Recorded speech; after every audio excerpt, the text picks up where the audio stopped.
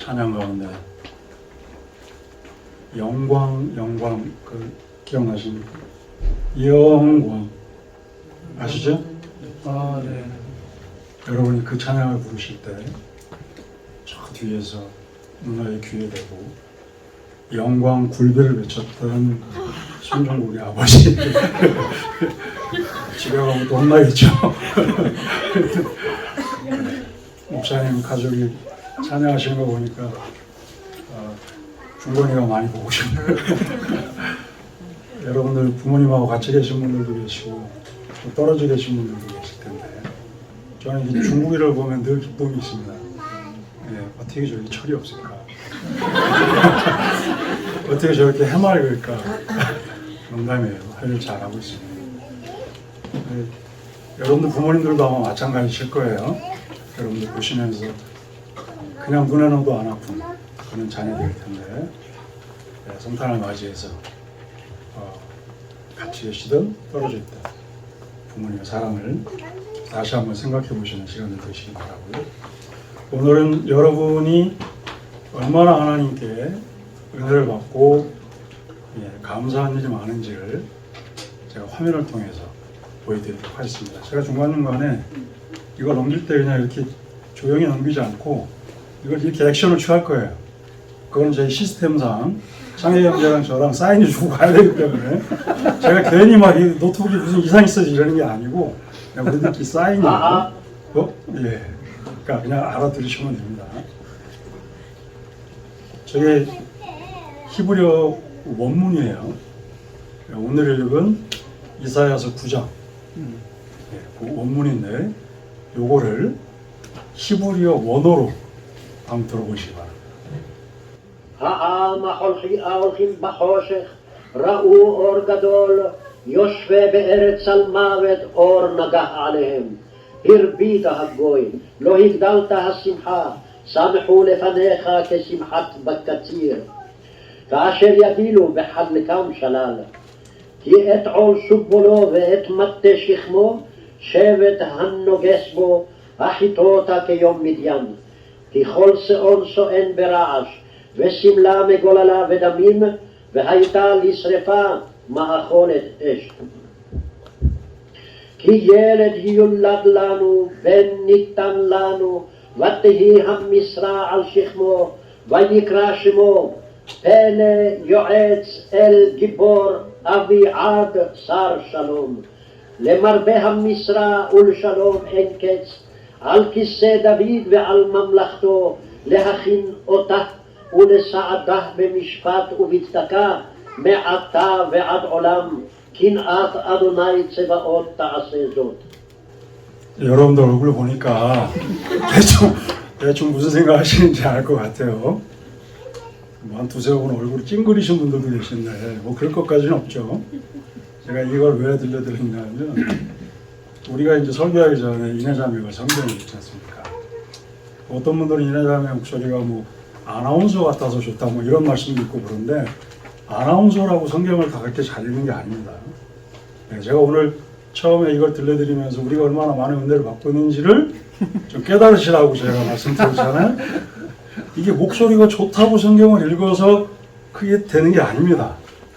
네, 여기 나오려면 이 본문이 어디다 이렇게 주어지면 미리 그걸 계속 읽으면서 하나님과 교통하면서 그런 과정들이 있는 거예요. 그다음에 만약에 성경을 번역한 사람들이 없었어 봐요. 여러분들 저거 듣고 있을 수 있겠습니까? 그러니까 우리에게 주신 하나님의 사랑이 우리가 미처 생각지 못하는 것들이지만 우리 주변에 굉장히 많아요. 아멘. 우리 이내자매가 성경을 할 때, 낭독할 때마다, 공독할 때마다 야, 참 이게 대단한 은혜구나 이런 생각을 가지셔야 됩니다. 아멘. 자, 오늘 읽은 이사야 9장의 개요를 제가 잠깐 설명드릴게요. 9장은 이사야서 8장하고 내용상 분명히 연결이 되어 있습니다. 보통 성경을 우리가 장절로 나누잖아요. 그러니까 원래 성경이 쓰여진 게 모세가 모경을 쓰면서 창세기 1장 1절 이래갖고 쓴 게 아니에요. 그냥 쭉 써내려간 겁니다. 근데 후대 사람들이 그것을 정리를 하는 것이죠. 공부하기 좋게, 또 읽기 좋게, 회상하기 좋게 이런 식으로. 그러니까 문맥적으로는 어떤 것들은 장절 단락이 바뀌면서 내용이 완전히 바뀌는 것도 있는데 오늘 본문은 8장의 후반부하고 9장이 연결이 되어져 있어요. 그래서 9장의 전반부 1절에서 7절까지는 8장 후반부에 있는 심판의 경고가 있습니다. 하나님의 강력한 심판의 경고가 있어요. 그 심판의 경고 뒤에 하나님이 주시는 희망의 메시지예요. 장차 평강의 나라를 세우시고 공의를 영원히 다스리실 메시아 탄생에 관한 아주 중요한 본문 중에 하나입니다. 그리고 후반부에는 그렇게 메시아 탄생에 대한 메시지를 주시고 후반부는 또 어떻게 되냐? 8장 마지막에 경고했던 것처럼 이스라엘 백성들이 거듭된 경고에도 불구하고 마음을 돌이키지 않아요. 그래서 결국 이스라엘이 망하게 될 것이라고 하는 심판의 메시지가 있습니다. 자, 그럼 본문을 들어갈게요. 자, 1절에 보면 전에 고통받던 자들에게는 흑암이 없으리로다. 옛적에는 여호와께서 스불론 땅과 납달리 땅이 멸시를 당하게 하셨더니 후에는 해변길과 요단 저쪽 이방의 갈릴리를 영화롭게 하셨느니라. 지금 뭐와 뭐를 지금 구분해서 비교하고 있죠. 예, 뭐와 뭐를 비교하고 있죠? 전과 후. 친절하게 제가 좀 해놨죠. 전과 후를 비교하고 있어요. 전은 어디죠? 전. 여기서 얘기하는 전. 전.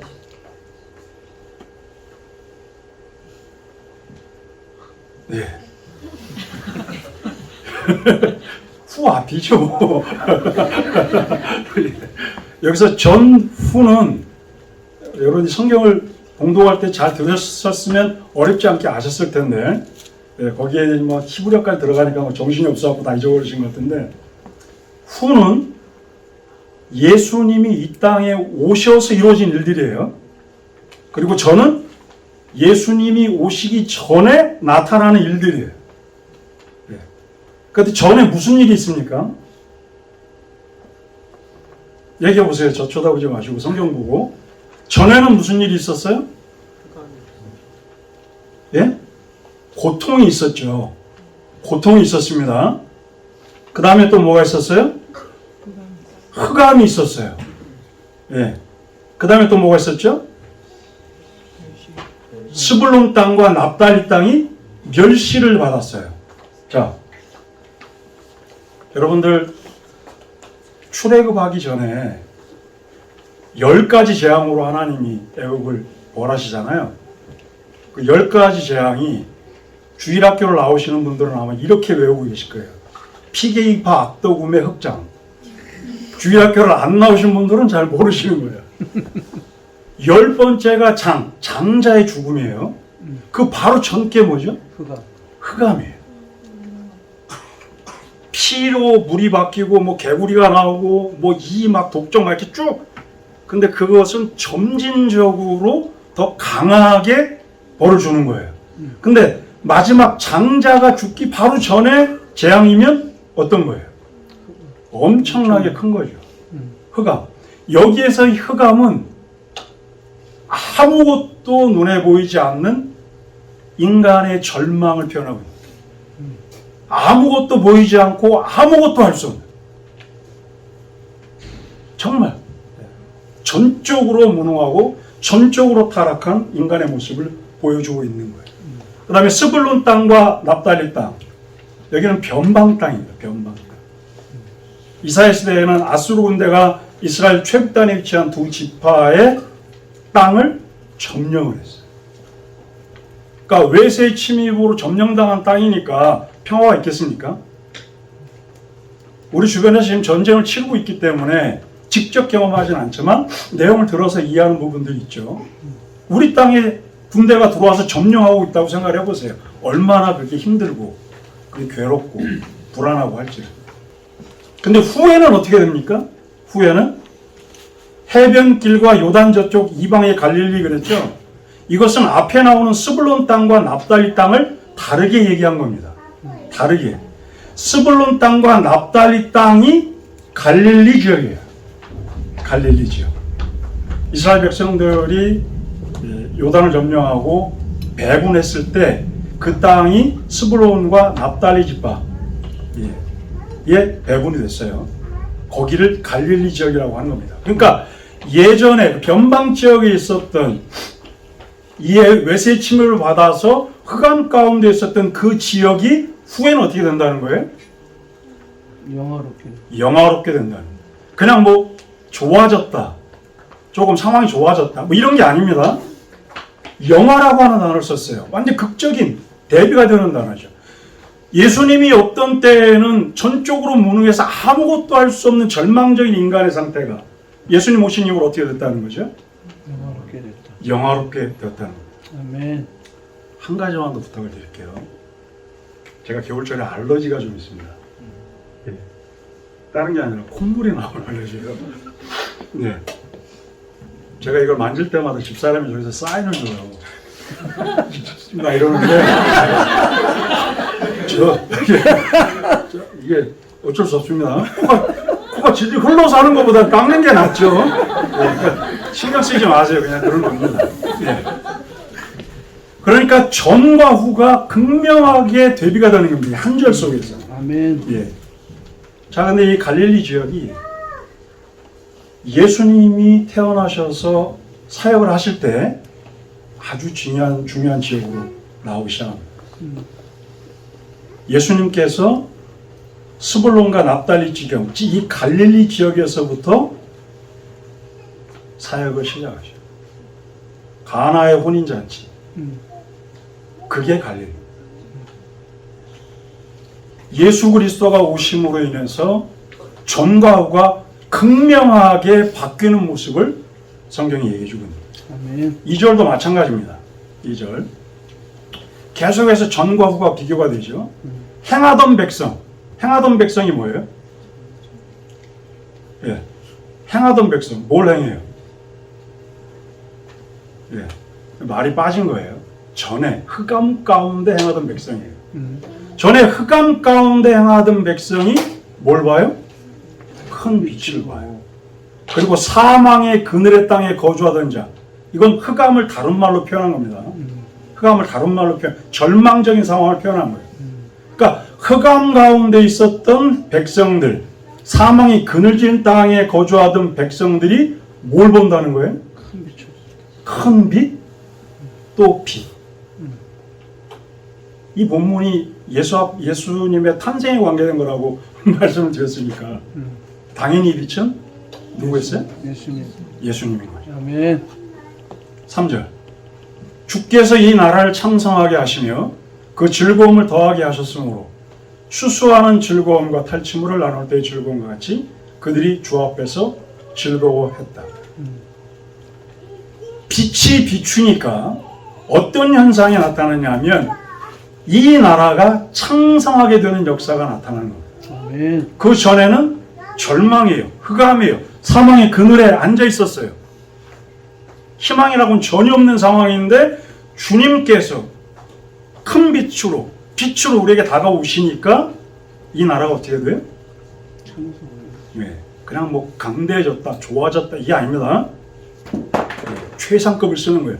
창성하게 됐다는 거예요. 아멘. 그 다음에 즐거움이 더하게 됐다. 즐거움. 여기 즐거움은 어떤 즐거움이에요? 추수하는 즐거움과 탈취물을 나눌 때의 즐거움.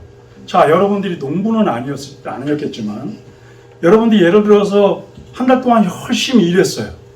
그 월급을 받았어요. 내 통장에 돈이 찍혔어요. 10분 뒤에 다 없어져요. 아우, 테러블이죠. 네. 예를 들면 그런 거예요. 농사를 졌는데 이 농산물을 곧 뺏어갈 놈들이 눈앞에 널려 있는 거야. 그냥 거두면서 이걸 내가 먹고 누린다 이런 개념이 없는 거예요. 늘 불안한 거예요. 와서 도적질해가고 짐승들이 갉아먹고. 그런데 예수님이 오시면 어떻게 된다는 거예요? 창성하게 되고 즐거움을 얻게 되는데 돈 나갈 걱정이 없네. 아멘. 그래도 우리 통장에서는 돈이 나가요.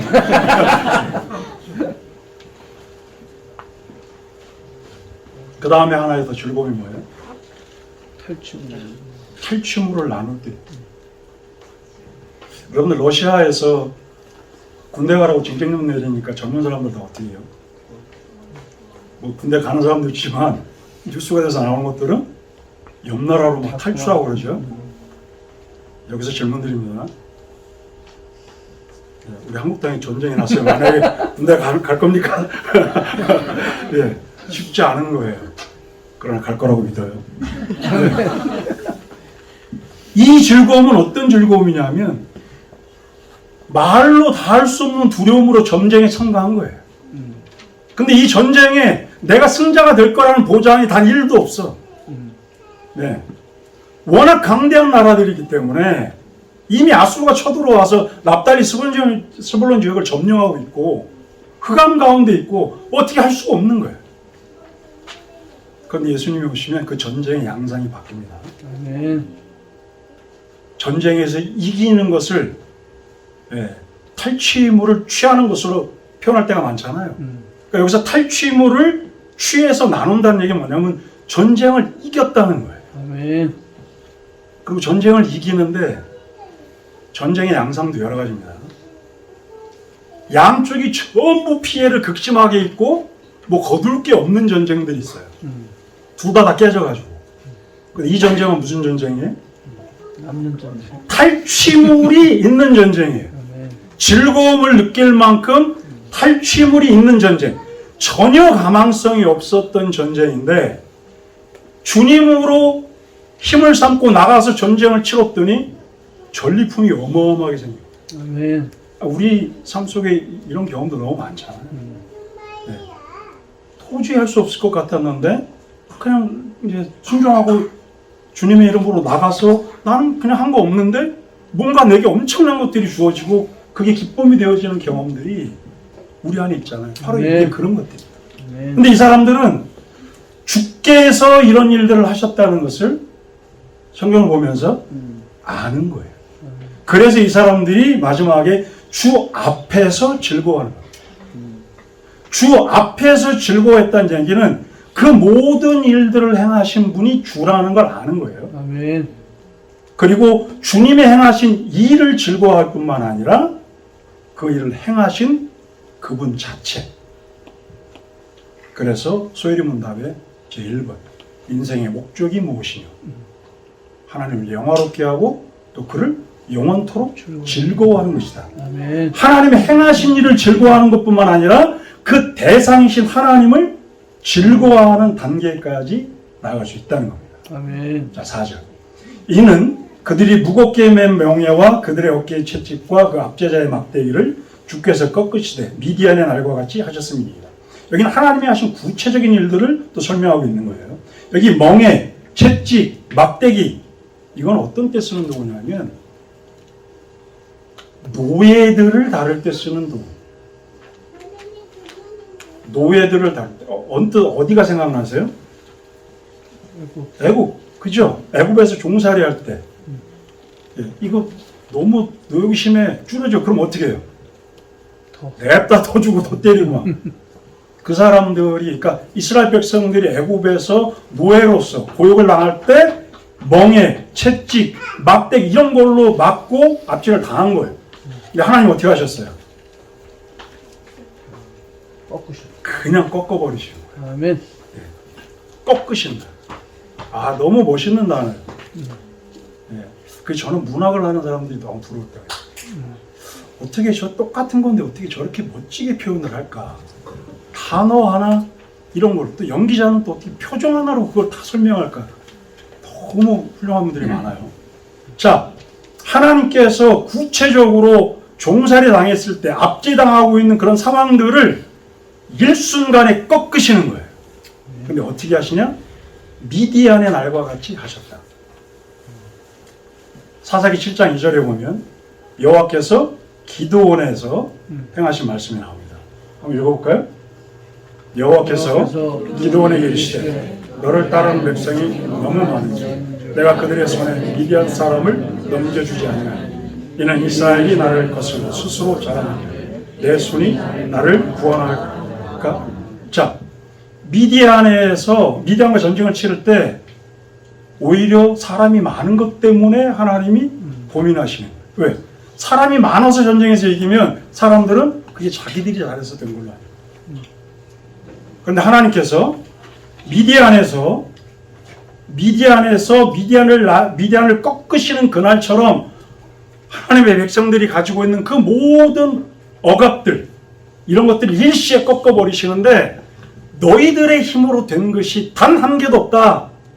오직 나 여호와 전능의 하나님의 능력으로만 된 것이다 라고 하는 사실을 명확히 알려주기 위해서 아멘. 미디안의 날과 같이 그 일이 이루어졌다 좀 설명하고 있는 겁니다. 아멘. 자, 5절. 어지러이 싸우는 군인들의 신과 피 묻은 겉옷이 불에 섭같이 살라진다. 자, 여기에 얘기하는 군인들의 신과 피 묻은 겉옷. 네, 이것은 전쟁할 때만 필요한 거죠. 일상생활 하는데 군인들의 신과 피 묻은 겉옷을 신고 돌아다니면 어떻게 해요? 그런 분들은 잘 돌봐드려야 됩니다. 군인들의 신과 피 묻은 옷은 전쟁할 때만 쓰는 거예요. 근데 이것이 불에 섭같이 불태워진 겁니다. 이 얘기는 뭐냐면 전쟁에서 하나님이 그 모든 전쟁에 필요한 도구들을 다 없애실 만큼 완벽한 승리를 이루신 모습을 나타내주고 있는 거예요. 아멘. 이 전쟁을 다시 치를 이유가 없어요. 이건 뭘 나타내주는 거냐면 십자가상에서 예수님이 이루어놓으신 단 한 번의 희생으로 완벽하게 대속을 이루신 그 모습을 보여주고 있는 겁니다. 아멘. 완전히 살라져서 더 이상 이런 중무장을 하고 나갈 필요가 없는 거죠. 근데 우리는 사단이 무서우니까 이것저것 막 차고 나가죠? 그럴 필요 없어요. 우리는 누구의 이름만 가지고 있으면 됩니까? 예수님. 네, 만군의 여호와의 이름, 예수님의 이름만 갖고 그냥 가는 거예요. 승리는 오늘 성경에 나온 것처럼 하나님이 역사적으로 그리스도 예수 안에서 완벽하게 끝내놓으셨어요. 그걸 모르면 겁낼 수밖에 없죠. 실제적으로 사탄이 힘도 세거든요. 네, 공중권세 자원자의 능력이 얼마나 세겠습니까? 그렇지만 겁낼 필요가 없습니다. 이 전쟁은 끝난 전쟁이에요. 아멘. 우리는 탈취물을 가져다가 나누는 기쁨만 누리면 되는 사람. 아멘. 6절. 이는 한 아이가 우리에게서 낳고 한 아들을 우리에게 주신 바 되었는데 그의 어깨에는 정사를 메었고 그의 이름은 기묘자라 모사라 전능하신 하나님이라 영존하신 아버지라 평강의 왕이라 할 것입니다. 자, 여기는 구체적으로 앞에서 얘기했던 주께서 한 아기 큰 빛 이렇게 표현했던 것을 구체적으로 얘기해 주고 있는 거예요. 5절까지 우리가 봤던 그 흑암에서 완벽한 승리를 이루는 그 모든 것들을 하나님께서 하시는데 어떤 모습으로 하나님께서 오시냐? 한 아기로 우리에게 나는 거예요. 한 아들을 우리에게 주시는 거예요. 그분의 어깨에는 정세를 냈어요. 이거는 통치자들의 휘장 같은 겁니다. 그분이 주권자임을 얘기해 주고 있어요. 그 이름은 기묘자라 묘사라.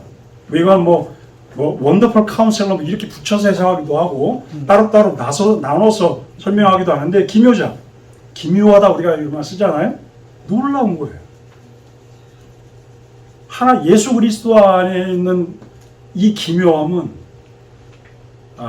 아마 우리가 천국에 가서도 영원토록 공부해야 될 상황이에요. 여러분 천국 가시면 여러분들이 모든 것을 일순간에 다 알게 된다고 생각하십니까? 그러면 여러분이 천국 가면 여러분들이 신이 되는 거죠. 천국 가면 여러분들이 신이 되나요? 천국 가면 공부할 게 없을까요? 여기서 공부하기 싫어하는 분들 천국 가면 공부하기 좋겠다 그러시는데 천만의 말씀입니다. 예. 저는 요즘도 영혼을 자주 생각해요. 영혼. 그 길이를 제가 쉽게 생각할 수는 없지만 여러분도 아시는 것처럼 우리가 관측 가능한 우주의 크기가 얼마나 되죠? 약 960억 광년이에요. 빛의 속도로 960억 예, 가야 돼. 연을 가야 965년. 저는 천국에 가면 할 것도 많겠지만 그 960억 년을 천천히 가면서 그 안에 암흑물질이 진짜 있는지 없는지, 이게 중력이 도대체 뭔지, 이게 왜 이렇게 공중에 달려서 중력이 무게가 있으면 떨어질 텐데 왜 그것도 안 되는 건지 너무 궁금한 게 많은 거예요. 왜 빛의 속도 이상으로 뭔가 물리적으로 그게 안 나지, 뭐 여러 가지. 근데 그거를 960, 지금 관측 가능한 것만 따져도 960억 년 빛의 속도로 근데 걸어가면 그거 다 끝내놓고 그 다음에 인류 역사에서 저와 집사람 뭐 제 바람대로 하면 앞으로도 한 70년 더 살겠죠. 집사람하고 있었던 일을 하나하나 복귀하면서 하나님이 어떻게 은혜를 베푸셨고 하나님이 준비하셨던 것이 무엇인지 그런 걸 하나하나 내 것만 궁금한 게 아니에요. 옆집도 궁금해요. 영희도 궁금해, 철이도 궁금해, 나라도 궁금해. 하나님께서 이루어놓으신 모든 것들을 영원토록 공부하면서 순간순간마다 입에서는 놀라운 하나님의 영광, 그 지혜의 부요함, 기묘함, 이런 것들을 우리 입술로 찬송할 수밖에 없게 되는, 제가 생각하는 천국. 하나님이시자 인간이시. 이해가 됩니까?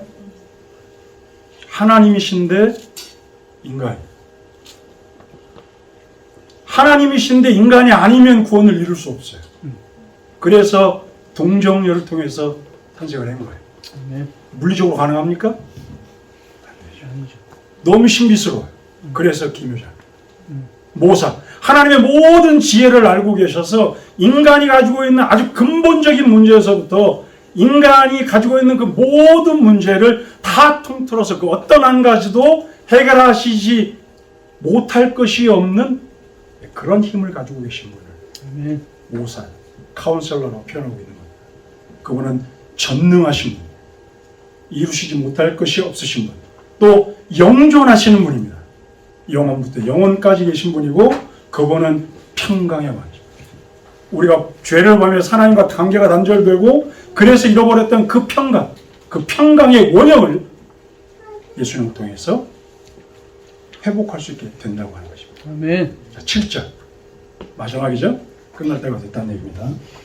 그 정사와 평강의 더함이 무궁하며 또 다윗의 왕자와 그의 나라에 군림하여 그 나라를 굳게 세우고 지금 이후로 영원히 정의와 공의로 그것을 보존하실 것이라. 자, 하나님의 나라가 그 정사와 평강의 더함이 무궁해요.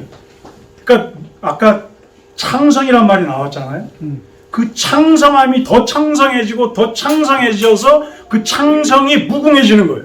아멘. 끝도 없이 창성해지는 거. 어디가? 하나님의 나라가. 어디가? 하나님의 백성이. 누가? 그리스도 예수를 구주로 영접한 바로 우리가 그렇게 된다는 겁니다. 아멘. 그렇게 된다는 거예요. 아멘. 좀 믿어주세요. 그렇게 돼요. 그 나라에 예수 그리스도께서 군림하셔서 그 나라를 굳게 세워요. 반복되는 거죠. 똑같은 내용들은 지금 이후로 영원토록 정의와 공의로 보존하실 것이다. 아멘. 여기서 정의와 공의는 인간 나라가 가질 수 없는 속성, 그 중에 아주 극명하게 대비되는 것을 포함한 거죠.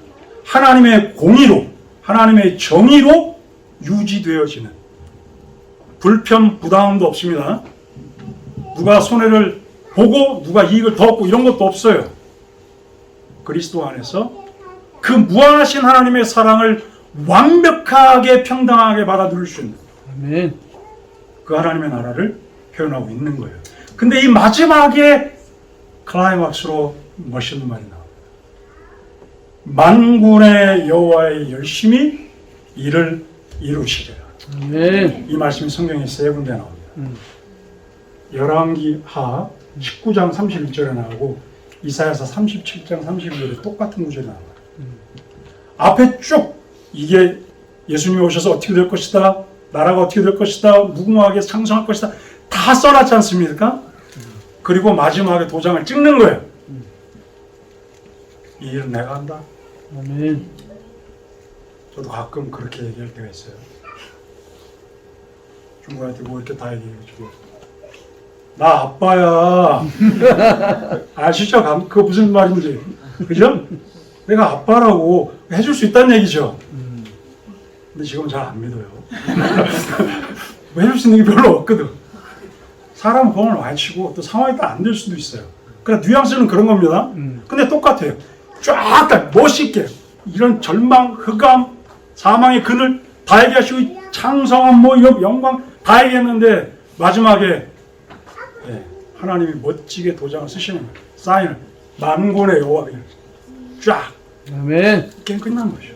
아멘. 너무 멋있는 거예요. 아멘. 자, 근데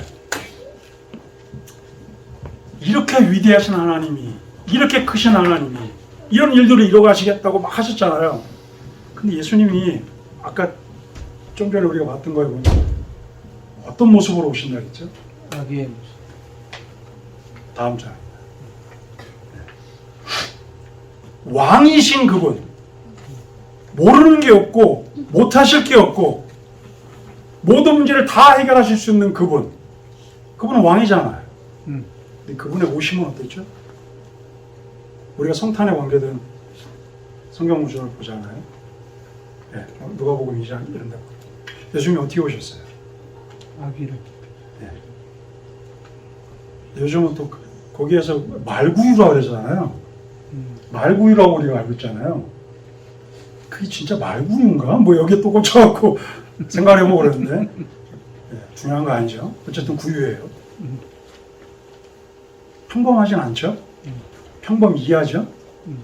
근데 왜 왕이신 그분, 우리의 그 모든 문제를 해결해 주시고 강성케 하시고 무궁토록 변하지 않고 날마다 승승장구해 주시겠다고 그렇게 약속하신 그분이 왜 그런 모습으로 나타나셔야 됐을까요? 더 멋지게 나타나실 수도 있었잖아요. 그냥 성년의 모습으로 멋지게, 여기 아까 얘기한 대로 정사를 메고, 그죠? 멋지게 딱 나타나서 하실 수도 있잖아요. 근데 왜 예수님이 한 아기로 또 보잘것없는 곳에서 그렇게 태어나셔야만 됐죠? 오늘 제 설교의 제목이 뭐였죠? 인간의 사실 제가 처음에는 이걸 서술형으로 드리려다가 약간 퀴즈 형태로 제가 드리려다가 제가 처음에 주보에 보면 인간의 상승 그리고 뒤에 아무것도 없습니다. 하나님의 하강 그리고 뒤에 아무것도 없어요. 근데 아까 좀 눈치가 있는 분은 보셨는지 모르겠어요. 인간의 상승 그 뒤에 무슨 보고가 있었죠? 느낌표. 아니, 네, 물음표가 있어요. 물음표. 물음표. 하나님의 하강에 느낌표. 느낌표가 있어요. 그 얘기는 뭐죠? 인간의 상승은 아닌 것 같아요. 하나님의 사강이 맞는 거예요. 부호 두 개로 그걸 표현한 거예요, 저는. 서술형으로 안 드리고. 자, 이게 중요해요. 성경은 인간의 상승에 대해서 논하는 책이 아닙니다. 인간의 상승에 관해서 논하는 부분은 그냥 신분적으로 변한 거 있죠? 근데 계속해서 성경이 우리에게 얘기해주고 있는 부분은 어떤 부분이냐면 하나님의 하강에 관한 거예요. 하나님이 왜 하강하셔야만 되는가? 하나님이 왜 인간의 몸을 입고 태어나셔야만 되는가? 왜 하나님이 십자가에서 죽으셔야만 되는가? 성령께서 왜 여러분들에게 이렇게 성령이 하나님이신데 여러분들이 성령님을 하나님으로 취급 안 하실 때가 너무 많은 것 같아요. 저도 그렇고 성령 하나님은 쩔쩔매시는 것 같고 하나님이 생각하시는 모습은 그게 아닙니다. 만군의 여호와의 열심히 일을 이루리라 라고 하신 그 일들을 하나님께서 진행해 가시는데 하나님은 멋지게 왕으로 나타나셔서 그 모든 것들을 해나가시는 게 아니라 당신의 가장 독특하신 아들 예수 그리스도를 이 땅에 인간의 몸을 입고 가장 낮은 자의 자리로 오게 하셔서 그를 희생케 하심으로 하나님의 뜻을 이루신 거예요. 그리고 그 예수 그리스도 안에서 이루어진 구원의 역사를 믿음으로 받아들인 그 사람을 통해서 하나님은 하나님의 뜻을 이뤄 가시는 겁니다.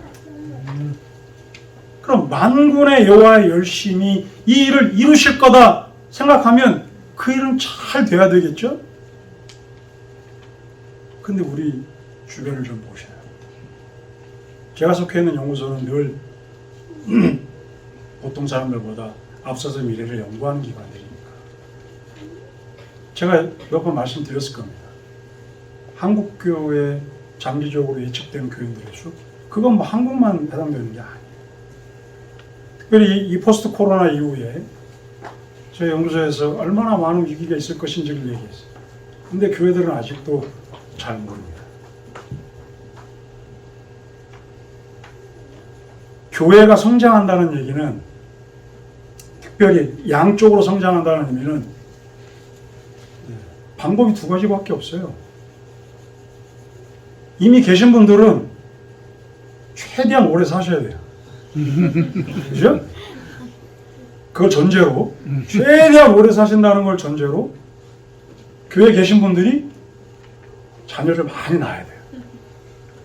그럼 유입이 더 많잖아요. 유입이 많은 것만큼 많이 돌아가시면 숫자적으로 변함이 없으니까 하여간 계신 분들은 하여간 오래 살아야 돼요. 네, 한 120살까지 기본으로. 그리고 교회 안에 있는 사람들은 결혼했다 하면 그냥 많이 낳아야 돼요. 그리고 나머지는 뭐예요? 전도해서 교회로 데려오고. 그게 교회의 양적 성장이죠. 간단하잖아요. 근데 밖에 있는 사람들을 데려오려고 해요. 그럼 어떻게 해야 돼요? 교회가 가지고 있는 이미지 굉장히 중요하잖아요. 근데 돈 들여가지고 설문조사 다 해보니까 형편없는 거죠. 그러니까 교회의 성장을 놓고 간단하게 생각하면 돼요. 노인분들이 버티겠지만 언젠가 돌아가시겠죠. 그죠? 지금은 의학기술이 발달돼서 평균 연령이 뭐 예를 들어서 70에서 80으로 늘어나면 그 한 10년 동안은 돌아가신 분이 적으니까 예, 감소가 덜해지겠죠. 그러나 10년 지나면 또 돌아가시는 거예요. 아기는 여기 믿음으로 목사님처럼 자녀 이렇게 낳으실 분들 그 쉬운 거 아닙니다.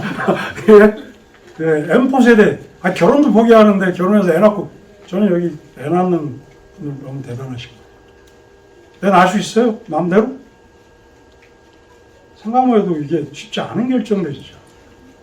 더군다나 애도 잘 안 나요, 결혼.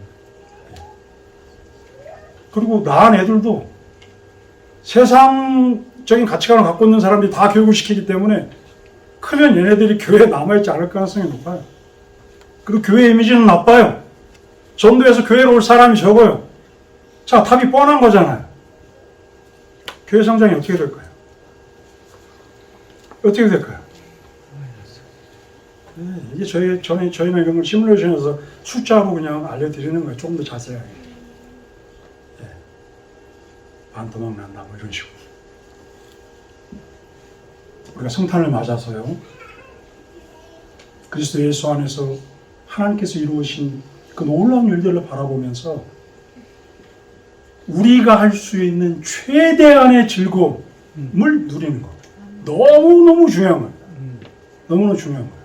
그러니까 교회도 절기를 두고 특별하게 강조해서 그거를 성도들이 깨우쳤으면 좋겠다고 하는 거 아닙니까? 그러나 우리의 즐거움은 거기서 그치면 안 돼요. 하나님의 일하는 방식을 아셔야 되는 거예요. 하나님은 하나님이 직접 모든 것을 하지 않으셔. 하나님은 그리스도 예수 안에서 거듭난 저와 여러분들을 통해서 그것도 때려가면서 발로 차면서 밀어가면서 하시는 게 아니라 깨달으려, 이해하려, 기다려주시고 조명해 주시고 그렇게 하셔서 그 일을 이루어가게 하시는 거예요. 그러니까 하나님께서 하나님의 이름을 걸고 정말 멋지게 해나가고 싶은 일들이 많은데 그게 잘 이루어지지 않는 거는 그건 우리 책임이에요. 철저하게 회개해야 돼요. 만군의 여호와의 열심을, 그 열심으로 이루어질 일들을 내가 지금 꺾고 있다 생각이 여기에 미치면 살떨리게 두려움, 그리고 이 두려움이 다시 우리를 하나님 앞으로 가게 만드는 것이죠. 그리고 그 하나님 안에서 구체적으로 내게 주신 사명이 무엇인지를 발견하게 돼요. 그리고 그리스도 예수를 통해서 뭔가를 얻어내서 남들보다, 누구보다 더 상승하려고 하는 이 얄팍한 속셈을 버릴 수 있게 되는 겁니다. 우리의 시선이 인간의 상승이 아니라 하나님의 하강에 초점 맞춰질 때 그 모범 되신 하나님을 바라보면서 우리도 그 길을 걸어갈 수 있는 거예요. 아멘. 여러분들 심각한 가치관의 혼란 속에서 하루에도 수없이 쏟아지는 정보 속에서 내가 어떤 길을 가야 될지 쉽지 않은 의사결정의 순간들이 있을 겁니다. 그러나 그 가운데서도 오늘 이런 말씀을 기억하시면서 나는 예수님께, 나는 하나님께 뭔가를 얻어내서 높아지려고 하는 사람이 아니다. 나는 절대로 그렇게 살지 않겠다. 다짐하셔. 그러면 성령께서 여러분들의 영안을 여시고 하나님의 말씀을 통해서 여러분들의 갈 길을 인도하실 겁니다. 아멘. 그 길이 우리의 길이 되어져야 돼요. 아멘. 그럴 때 이 성탄의 즐거움이 그냥 그 즐거움으로 끝나는 것이 아니라 더 높은 단계, 하나님의 뜻을 이루어 드릴 수 있는 단계로 아멘. 나아갈 수 있게 되는 것이죠. 찬양 하나 제가 소개해 드릴게요. 찬양 틀어주시면 돼요. 여러분들 잘 아시는 곡이에요. 그날이라는 곡입니다. 이게 바로 오늘 읽은 본문, 그리고 오늘 본문을 인용한 마태복음 4장 14절에서 16절까지의 말씀을 갖고 만든 찬양이에요. 들으면서 따라 부르시고 한번 따라 불러보시죠. 사방의 그늘에 앉아 죽어가는 나의 백성들, 절망과 굶주림에 갇힌 저들, 내 마음에 오랜 슬픔, 고통의 멍에 매여 울고 있는 나의 자녀들, 나는 이제 일어나 저들의 멍에를 꺾고 눈물 씻기길 원하는데, 누가 내게 부르짖어 저들을 구원케 할까? 누가 나를 위해 가서 나의 사랑을 전할까? 나는 이제 보기 원하네. 나의 자녀를 사랑하는 그날, 기쁜 찬송 소리 하늘에 웃음소리 온 땅 가득한 그날. 시간이 없으니까 여기까지만 드릴게요. 아멘. 말씀 마칠게요. 만군의 여호와의 열심.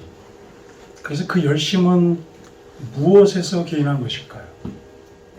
무엇이 하나님으로 하여금 열심을 내게 만드는 것일까요? 뭘까요? 그것은 다름 아니라 여러분 한 사람 한 사람을 향한 독특하고 절대적인 완벽한 사랑이 기인한 것입니다. 아멘. 그 사랑이 우리를 살렸고 아멘. 그 사랑이 우리를 지탱할 것이고 그 사랑이 우리를 영원에 이르게 할 것이고 영원토록 하나님의 사랑을 누리게 할 것입니다. 아멘. 이제 이 성탄을 맞아서 이 큰 구원의 기쁨을 받은 자답게 우리의 삶이 더 이상 우리가 흑암 가운데 처한 사람이 아니라 세상이 줄 수 없는 그 무엇과도 비교할 수 없는 절대적이고 유일한 것이며 완벽한 것임을 삶으로 증거하실 수 있는 아멘. 여러분들 되시기를 주님의 이름으로 축복합니다. 아멘. 기도하겠습니다. 하늘과 땅에 있는 각 족속에게 이름을 주신 하나님 앞에 무릎을 꿇고 간절히 기도합니다.